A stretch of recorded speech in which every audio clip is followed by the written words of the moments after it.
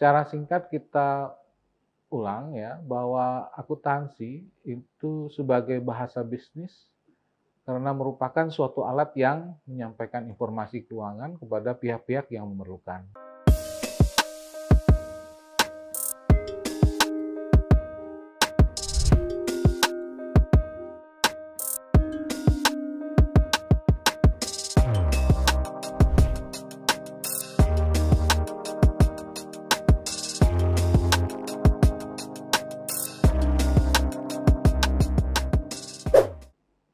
Assalamualaikum warahmatullahi wabarakatuh.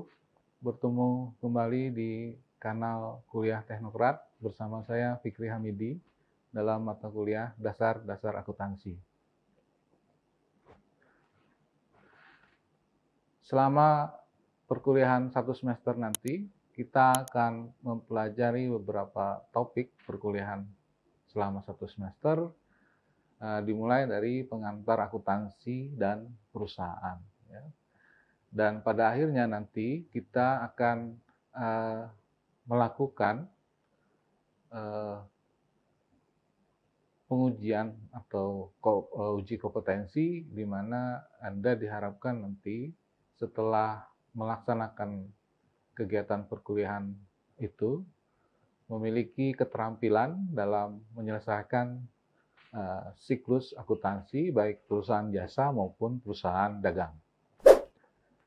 Baik, topik kita kali ini adalah pengantar akuntansi dan perusahaan.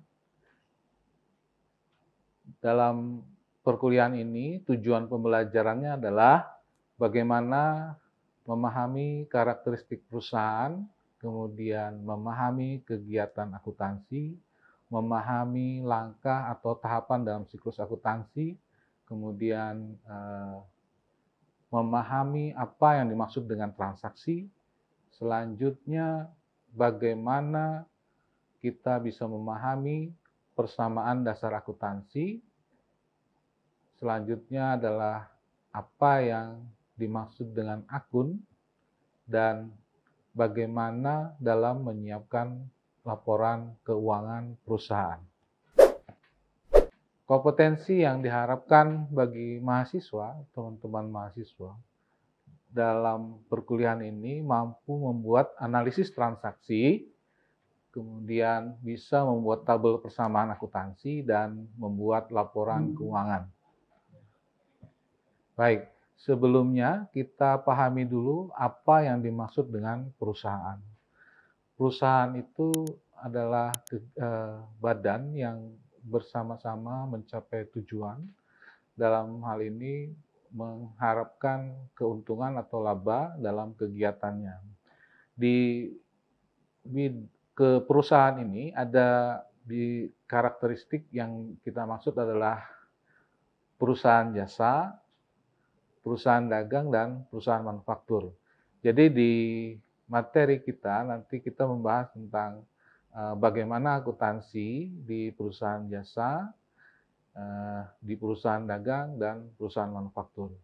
Untuk pengantar akuntansi ini, kita pokok bahasanya adalah perusahaan jasa, di mana perusahaan jasa ini menyediakan jasa untuk pelanggan, dan perusahaan dagang yang punya karakteristik kegiatannya membeli, menyimpan, dan menjual barang dagang. Terakhir, manufaktur itu mengubah bahan baku menjadi barang dalam proses dan produk jadi dan siap untuk dijual. Ya. Selanjutnya yang kita pahami di sini adalah bahwa perusahaan itu dimiliki oleh siapa gitu ya. Dan kalau kita membahas tentang kepemilikan perusahaan, ini ada beberapa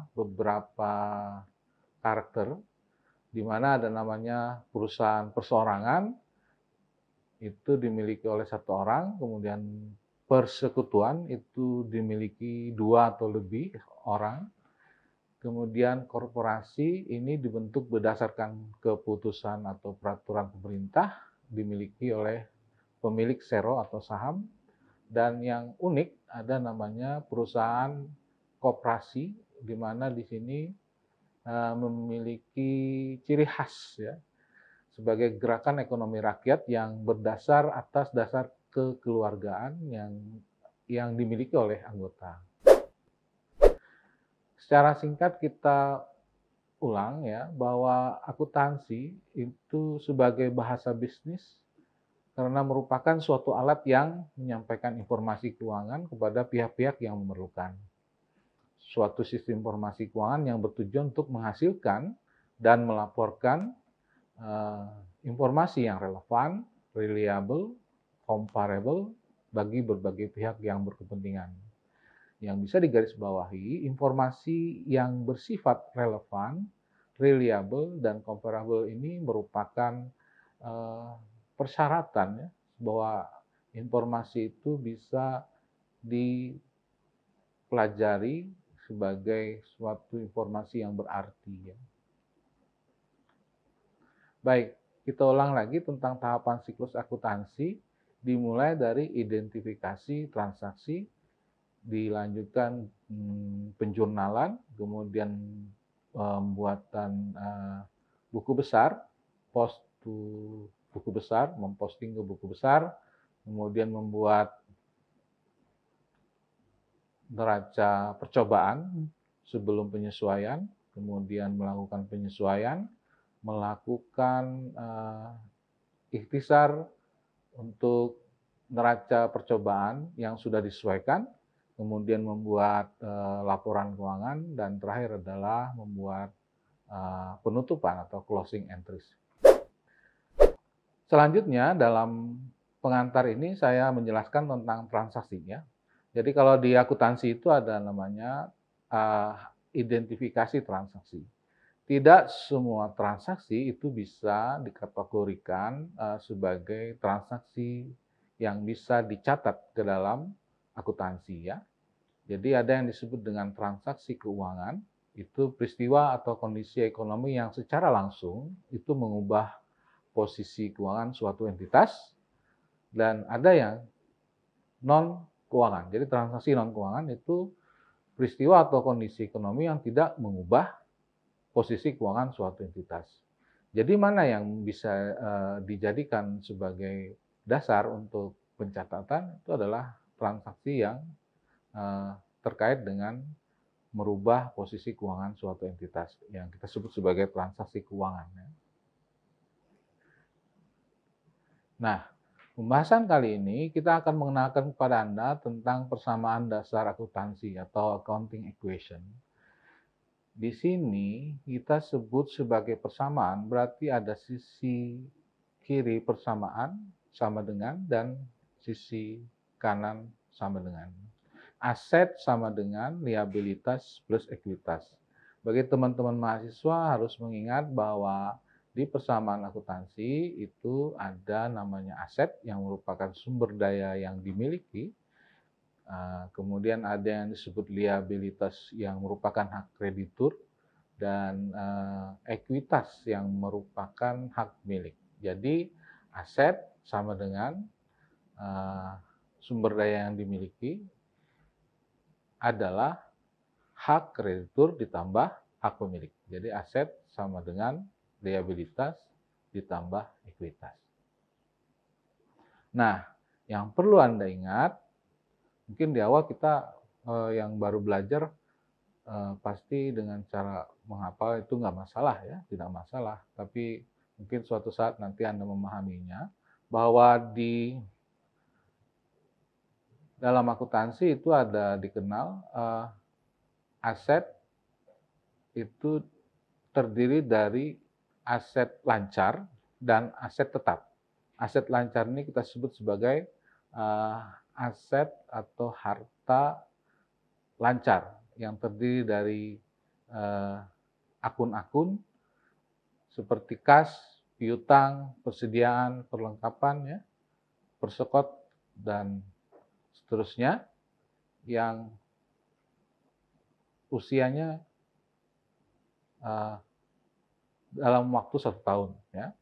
Kemudian kalau aset tetap, ini ada 2, aset tetap berwujud dan aset tetap tidak berwujud. Kalau aset tetap berwujud itu seperti tanah, peralatan, mesin. Kalau yang tidak berwujud seperti hak paten dan seterusnya. Kemudian di liabilitas itu ada akun-akun yang kita kategorikan di bawah liabilitas atau kewajiban. Itu ada hutang jangka pendek atau kewajiban jangka pendek yang umurnya kurang dari 1 tahun, seperti hutang usaha, hutang gaji, hutang pajak, ya. Kemudian ada lagi yang kewajiban jangka panjang, yang dimaksud di sini seperti hutang bank yang lebih dari 1 tahun, cicilan, hipotek, dan seterusnya.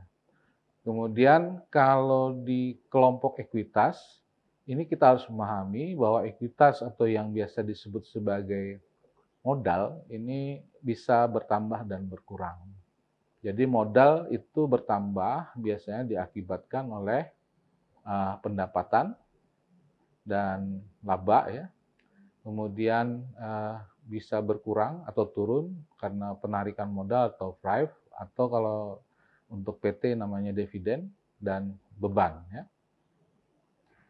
Nah, dalam hal bagaimana akun itu nanti bisa berpengaruh terhadap laporan keuangan, karena akun-akun itu mewakili dari elemen dari laporan keuangan. Jadi kalau di laporan keuangan yang diajarkan di pengantar akuntansi dikenal 4, yaitu laba rugi, ya, rangkuman dari pendapatan dan beban selama periode waktu tertentu, kemudian laporan perubahan ekuitas, rangkuman dari perubahan ekuitas selama periode waktu tertentu, kemudian laporan posisi keuangan atau yang biasa kita sebut sebagai neraca, itu adalah daftar dari aset, liabilitas, dan ekuitas pemilik pada tanggal tertentu. Kemudian laporan arus kas atau cash flow, ini rangkuman dari penerimaan dan pengeluaran kas selama periode waktu tertentu. Nah, terakhir kita coba bagaimana kompetensi tadi yang kita inginkan adalah bagaimana Anda bisa membuat tabel persamaan akuntansi dan bisa menyusun laporan laba rugi, perubahan ekuitas, dan posisi keuangan atau neraca dari tabel yang dibuat. Baik, ada analogi atau transaksi yang bisa kita coba kerjakan dalam tabel persamaan akuntansi, misalnya transaksi pada bulan Oktober 2019, ini kita dalam ribuan rupiah, ya, ada saldo awal bulan terdiri dari akun-akun kas, piutang usaha, perlengkapan, peralatan, ya. Di sisi yang lain ada hutang usaha dan modal. Nah, angka-angka tertera di sana itu ada 18.900 untuk kas, piutang usaha 5.551, kemudian perlengkapan 2.109, peralatan 2.540, dan utang usaha 7.678. Sedangkan modal Anda harus mencari berapa selisihnya sehingga balance atau simbang antara sisi aset dengan liabilitas plus ekuitas. Jadi kita lihat nanti tabel berikutnya ini, bahwa cara memasukkannya. Nah, pada tanggal 1 masukkan data saldo awal itu ke dalam tabel persamaan, di mana di sana datanya dari kas, piutang usaha, perlengkapan, dan peralatan seperti data di saldo awal, kemudian utang usaha, dan yang terakhir adalah modal. Itu harus dicari, ya, supaya nilai antara sisi aset sama dengan liabilitas plus ekuitas. Jadi di sana didapat 21, 4, 22, ya. Baik, transaksi berikutnya yaitu adalah bagaimana kas bertambah karena pelunasan piutang usaha sebesar 1.899. Bagaimana ini transaksi kita masukkan ke persamaan dasar akuntansi? Kita lihat tabel. Oke. Tanggal 2 di sana kas bertambah sedangkan piutang berkurang. Jadi cara penulisannya itu adalah kas bertambah di sana, kemudian untuk yang berkurang harus di dalam kurung, ya. Sehingga saldo antara kedua sisi ini, sisi kiri sama dengan sisi kanan sama dengan adalah seimbang atau balance.